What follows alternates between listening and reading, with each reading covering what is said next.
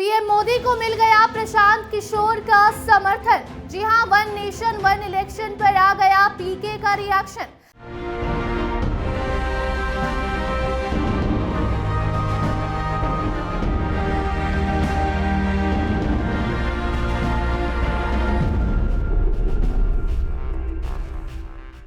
नमस्कार, मैं वंदना और आप देखना शुरू कर चुके हैं कैपिटल टीवी बिहार।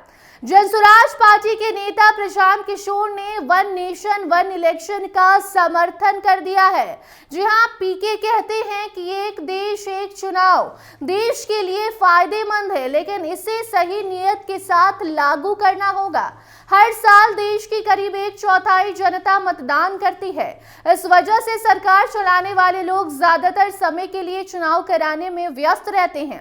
इसीलिए अगर इसे 1 या 2 बार किया जाए तो सरकार भी हमेशा चुनाव मोड में नहीं रहेगी। इससे सरकार और जनता दोनों को फायदा होगा और देश का पैसा भी बचेगा। पीके आगे कहते हैं कि पिछले 50 सालों से चली आ रही चुनाव प्रक्रिया को एक दिन में नहीं बदला जा सकता।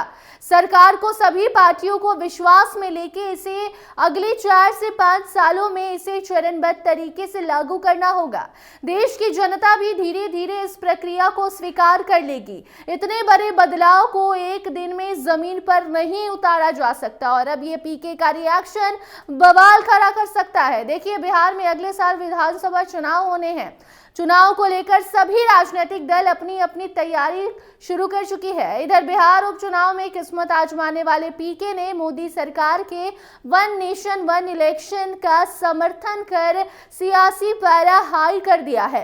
हालांकि प्रशांत किशोर ने वन नेशन वन इलेक्शन को लेकर अपने कुछ सुझाव भी दिए हैं। दरअसल मोदी कैबिनेट ने गुरुवार को वन नेशन वन इलेक्शन से संबंधित विधेयक के प्रारूप को मंजूरी दे दी। उम्मीद जताई जा रही है कि संसद के मौजूदा शीतकालीन सत्र में इसे पेश किया जा सकता है। विधेयक को लेकर राजनीतिक बयानबाजी भी तेज हो गई है। पहले सुनिए कि पीके ने ऐसा क्या कह दिया, जिसके बाद अब कहा जा रहा है कि प्रशांत किशोर ने पीएम मोदी का समर्थन वन नेशन वन इलेक्शन में कर दिया है।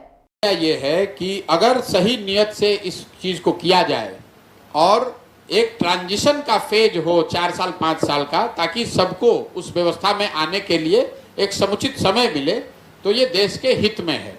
ऐसा इसलिए कि सबसे पहले तो ये देश में पहले लागू था 17-18 साल तक। दूसरा, भारत जैसे बड़े देश में मैं खुद इलेक्शन से जुड़ा रहा हूँ, हर साल 25% भारत का हिस्सा करीब करीब वोट करता है। तो पूरे टाइम सरकार चलाने वाले लोग जो हैं वो इसी चक्र में फंसे रहते हैं, आज यहाँ इलेक्शन आज वहाँ इलेक्शन। अगर इसको 1 बार या 2 बार में किया जाए तो ज़्यादा बेहतर होगा।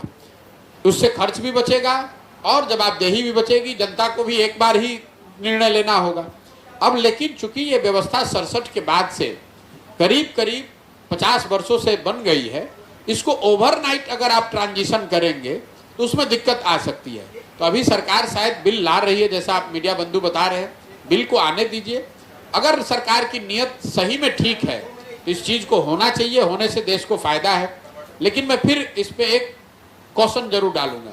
मान लीजिए कि आप अपराध आतंकवाद निरोधक कोई कानून लाते हैं, तो कानून लाना तो अच्छी बात है, आप आतंकवाद रुकना चाहिए, उसके खिलाफ कार्रवाई होनी चाहिए। लेकिन उस कानून का उपयोग अगर आप किसी वर्ग विशेष या समाज विशेष को प्रताड़ित करने के लिए करते हैं तो उसका तो इसलिए वो जस्टिफाइड नहीं है। तो किस नियत से सरकार ला रही है और कितने साफगोई से ईमानदारी से इसको लागू कर रहे हैं, इस पर निर्भर करता है। लेकिन मूलतः इलेक्शन हर रोज ना हो, हर साल ना होकर अगर 1 बार में या 2 बार में होंगे तो उससे देश का, समाज का आर्थिक, सामाजिक, राजनीतिक फायदा है। तो सुना आपने कैसे प्रशांत किशोर ने कहा। चुनावी रणनीतिकार और जनसुराज पार्टी के नेता प्रशांत किशोर ने वन नेशन वन इलेक्शन का समर्थन करते हुए इसे देश के लिए फायदेमंद बताया है। उन्होंने कहा कि हर साल देश के लगभग 1/4 जनता मतदान करती है, जिससे सरकार का अधिक समय चुनाव प्रक्रिया में व्यस्त रहता है, समय बर्बाद होता है। अगर चुनाव 1 या 2 बार ही हो तो इससे सरकार और जनता दोनों को लाभ होगा और पैसे की बचत भी होगी। इस दौरान के ने सरकार की नीयत पर सवाल उठाते हुए कहा कि इसे जल्दबाजी में लागू नहीं किया जाना चाहिए। उन्होंने मोदी सरकार को सुझाव भी दिया और कहा कि केंद्र सरकार का फैसला देश हित में है, लेकिन सभी पार्टियों को आपको साथ लेकर चलना होगा, तभी ये बदलाव अगले 4 से 5 सालों के भीतर अच्छे से देश में हो पाएगा, क्योंकि इतने बड़े बदलाव को एक दिन में जमीन पर नहीं उतारा जा सकता है। देश की जनता इस प्रक्रिया को धीरे धीरे स्वीकार करेगी, ये कहना प्रशांत किशोर का है।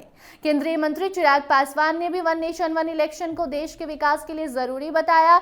उन्होंने भी इस पर प्रतिक्रिया दी और कहा कि इससे चुनावी खर्च में कटौती होगी, जीडीपी में वृद्धि होगी और आचार संहिता के कारण रुकी परियोजनाएं समय पर पूरी हो सकेंगी।